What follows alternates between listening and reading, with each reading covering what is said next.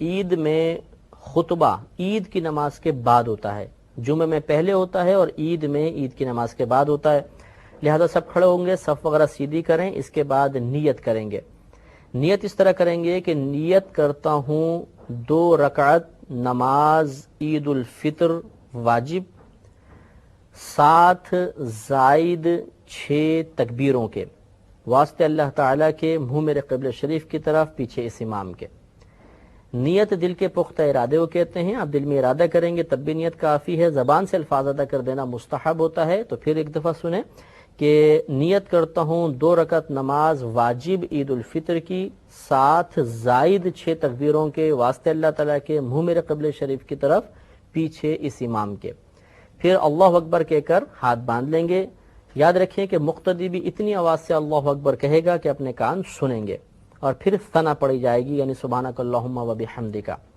ثنا پڑھ کر خاموش ہو جائیں گے. اب امام صاحب تکبیر لگائیں گے. پہلے ایک تکبیر لگے گی، اللہ اکبر کہہ کر ہاتھ چھوڑ دیں گے. ہمیں بھی تکبیر لگانی ہے، ہاتھ چھوڑ دینے ہیں. پھر دوسری تکبیر لگائیں گے، پھر ہاتھ چھوڑ دیں گے. پھر تیسری تکبیر لگائیں گے اور ہاتھ باندھ لیں گے.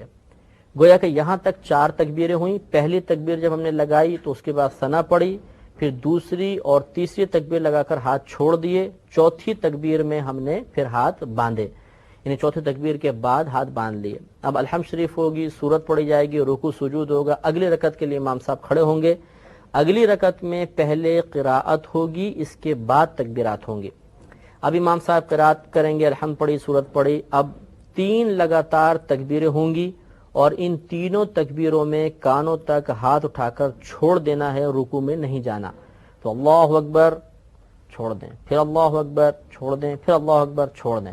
اب جب چوتھی تکبیر امام صاحب لگائیں گے تو اس چوتھی تکبیر میں بغیر ہاتھ اٹھائے رکوع میں چلے جائیں گے اور پھر رکوع میں چلے گئے. اس کے بعد پوری نماز مکمل کر لیں. تو اسی لیے ہم نے نیت میں یہ الفاظ ہم ادا کرتے ہیں کہ 7 زائد 6 تکبیروں کے. اس میں 6 تکبیریں زائد لگتی ہیں. چنانچہ پھر ایک دفعہ سماعت فرمائیں کہ پہلے ہمیں تکبیر لگانی ہے، اس کے بعد ثنا پڑھنی ہے، پھر لگاتار 2 تکبیروں میں کانوں تک ہاتھ اٹھا کر چھوڑ دینا ہے. اس کے بعد ایک اور تکبیر لگانی ہے، اس کے بعد ہاتھ باندھ لیں گے. پھر قراءت ہوگی، رکوع ہوگا، سجود ہوں گے. اگلی رکعت میں پہلے قراءت ہوگی، اس کے بعد 3 لگاتار تکبیرات ہوں گی اور اس میں کانوں تک ہاتھ اٹھا کر چھوڑنا ہے. چوتھی تکبیر میں بغیر ہاتھ اٹھائے رکوع میں چلے جانا ہے اور پھر بقیہ نماز کو مکمل کر لینا ہے.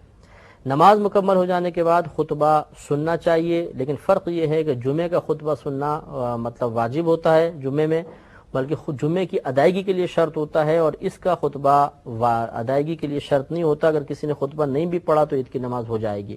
بہرحال خطبہ خوب غور سے سنیں اور اس کے بعد پھر آپس میں مصافحہ وغیرہ کریں، گلے ملیں اور اپنے گھر پہ واپس تشریف